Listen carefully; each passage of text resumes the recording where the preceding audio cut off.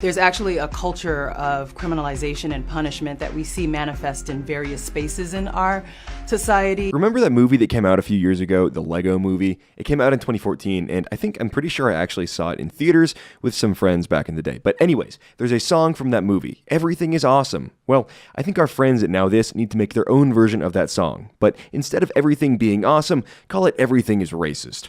I originally had a different video planned for today, which will actually dig into just why Now This and these other so-called viral news outlets are so unpopular, and how the sheer unpopularity of leftist media is related to their desire to censor everyone they don't like. But I'm going to save that one for Tuesday. It's a little bit of a bigger video, so stay tuned for that. But in today's video, our friends at Now This have a scalding hot take. America's public school system, the system that guarantees an education to all American kids, is, you guessed it, racist. Not only racist, but it's also sexist. That's right, we're firing up the intersectionality bus and loading every aggrieved identity group on board. When kids misbehave and assault their teachers or start fights at school, that isn't actually their fault at all. See, these girls are actually victims, being forced to cause a scene and disrupt their classroom and cause problems. And they're being forced to do that because the school system is just so biased and terrible. So in today's video, we'll dig into this topic. We'll learn whether or not America's schools are actually racist and sexist, or if this is just another example of leftists getting upset over a non-issue. But before we jump into that, let's talk about a different kind of education, one that will probably help you much more than any experience in public schools. The cryptocurrency world is changing, and many traders and experts are predicting that Bitcoin and other cryptos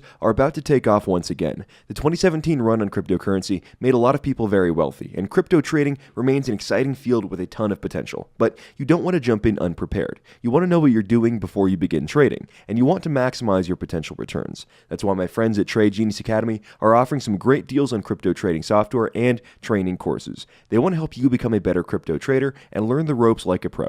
Right now, through the end of August, they're offering steep discounts on all of their trading education products. You can get access to their trade signal service that lets you know when to make moves in the market, their cryptocurrency trading chat room, their trainings on how to trade ETFs, cryptos, and binary options, their crypto money machine software, personal coaching, and much more, all for up to 80% off regular pricing. Do you want to learn how to trade cryptocurrency like a professional? Then go straight to tradegenius.co and get access to these great deals today. Black girls are punished in schools not because of their inherent threat, not because of violent acts disproportionately, but because we tend to engage in policies and practices that criminalize them for who they are, not what they've done. All right, so let's clear that up in case you didn't quite understand what she was saying there. She's saying that when black girls get in disciplinary trouble in schools, it's not because of what they're doing. It's not because of their actions. It's based, according to her, solely on who they are, based on immutable characteristics that cannot be changed. Well, see, I don't know about that. From my own purely anecdotal experience, I remember hearing about a few fights that took place when I was in high school, and yes, some of them did involve black girls. Fighting is a choice, not an innate characteristic you're born with. Also, according to a study by the ACLU, black girls are 6 times as likely to get suspended from school as white girls. That doesn't mean the school system is biased against black girls. It means that black girls are 6 times as likely to commit offenses that warrant a suspension being issued. Also, according to a study by the CDC that we'll dig into more later in this video, black girls self-report being in more fights than white girls, so a disparity in suspensions would make sense. It sounds to me, and we're just at the beginning of the video here, that what we're actually looking at is a crisis of behavior, not a crisis of bias. But let's keep watching.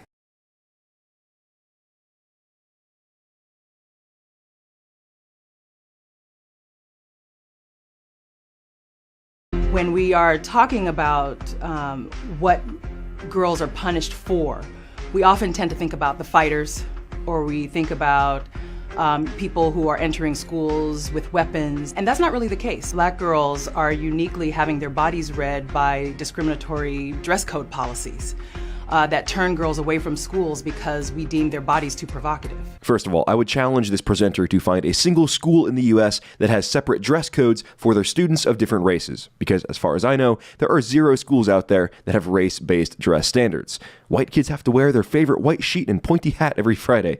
Yeah, no, that doesn't happen. So you can argue that dress code policies are sexist, I suppose, but I would disagree with that as well. If schools are meant to be places where young people are prepared for their future, whether that's university, trade trade school or going straight to work, their dress code should reflect that. There is no profession, aside from some less than tasteful ones, where showing up to work scantily clad is going to be considered acceptable. You're going to school to learn, not to participate in a meat market. Put on a shirt and stop complaining. Black girls, when they speak up and speak out against a situation that they perceive to be part of the tapestry of injustice in their lives, are not seen as strong girls who are critical thinkers and who are articulating something that is vastly important to the sustainability of our democracy. What we see is a loud black girl with a bad attitude. Those are some great $10 words, but think about what she's actually saying here. She's lamenting the fact that just accusing teachers, principals, and the school system of being racist is no longer enough to immediately get your way.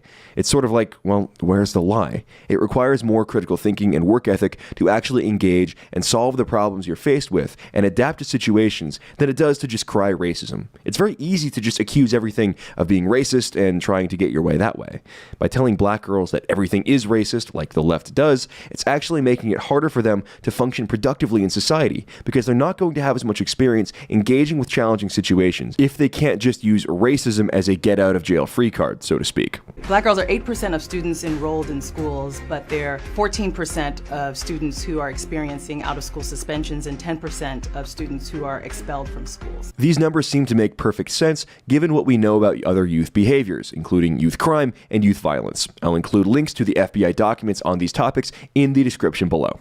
And we know, again, that black girls and other students who experience exclusionary disciplines such as suspension and expulsion and who are out on the street are more likely to experience arrest or contact with other points along this juvenile court system. The Georgetown Juvenile Justice Center recently released a report that showed black girls as being 30 times more likely to be arrested than white boys and girls combined. That being without any evidence of increase in criminal activity or, some unexplainable rate of violence or surge in violence among girls. Again, that isn't true at all. Here are the crime statistics. They clearly show a disproportionate amount of violence and crime committed by young black youth as opposed to white youth. These disparate arrest numbers make total sense when you consider the staggering amount of crime committed by young black men and women, as opposed to the amount of crime committed by young white men and women.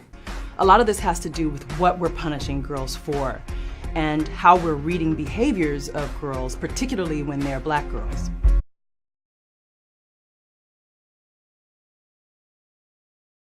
And when we look at why girls and young women are in the system, this is what we find. We find significant histories of abuse. There's actually a culture of criminalization and punishment that we see manifest in various spaces in our society, including its schools. When we talk about this criminalization as it impacts schools, we've tended to talk about it only in the context of men and boys. Black girls are the only group of girls who are disproportionately represented. They are represented along the entire continuum, and that's a problem. We have a culture of crime and punishment where there needs to be one. Unfortunately, American schools have become so dangerous, especially in the inner cities, that strict disciplinary measures have become the norm.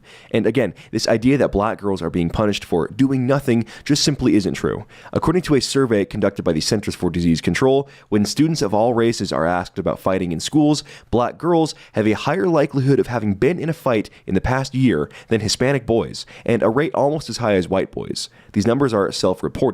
There's no bias or racism here. These are the numbers they gave. So I respond to this work as a researcher, I respond to this work as a mother, I respond to this work as someone who cares about and loves black girls. As we continue to look at what's feeding into this sort of culture of incarceration and the particular risk that black girls uniquely face as they are experiencing exclusionary discipline that renders them vulnerable to participation in underground economies and then contact with the juvenile court, we have to spend some time thinking about what we're possibly doing in school. Hold on, underground economies? That's a very nice euphemism for buying and selling drugs. Please explain to me how being suspended from school necessarily causes girls to go and start buying and selling drugs.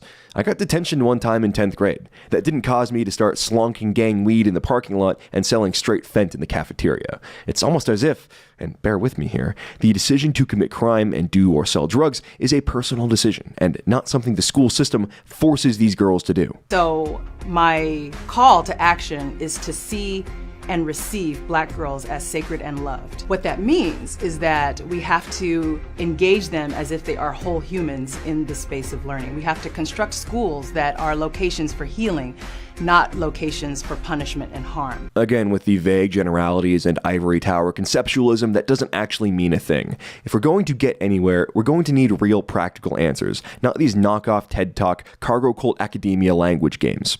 If a school remains part of the tapestry of harm, then that young person feels a threat that she cannot overcome before she can learn. How about you don't break the rules, don't start a fight, don't sell drugs, and you'll probably be fine? We have to have a more robust continuum of programs, interventions, policies and practices that are healing responsive, that are trauma-informed, culturally competent, and gender responsive. That's a tall order and requires us to really think about what kind of internal work we do as individuals, as educators, as a broader community of concerned adults about what's going on in our schools and how we facilitate schools as places where girls can feel safe enough to learn. It means that we have to co-construct policies with girls, develop policies and practices with girls so that their bodies, they don't walk into the school and immediately, have to meet people who are reading their bodies and assessing whether their bodies are provocative. You know what? Maybe the Muslims are onto something with the whole burqa idea.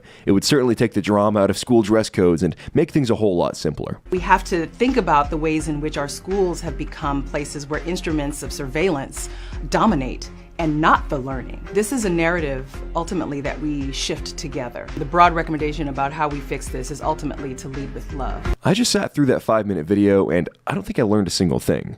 Apparently, schools are racist and sexist because Black girls get punished more than white girls, even though Black girls self-report as being involved in more fights. And multiple studies have found that Black girls are more likely to break school rules. We'll link those below.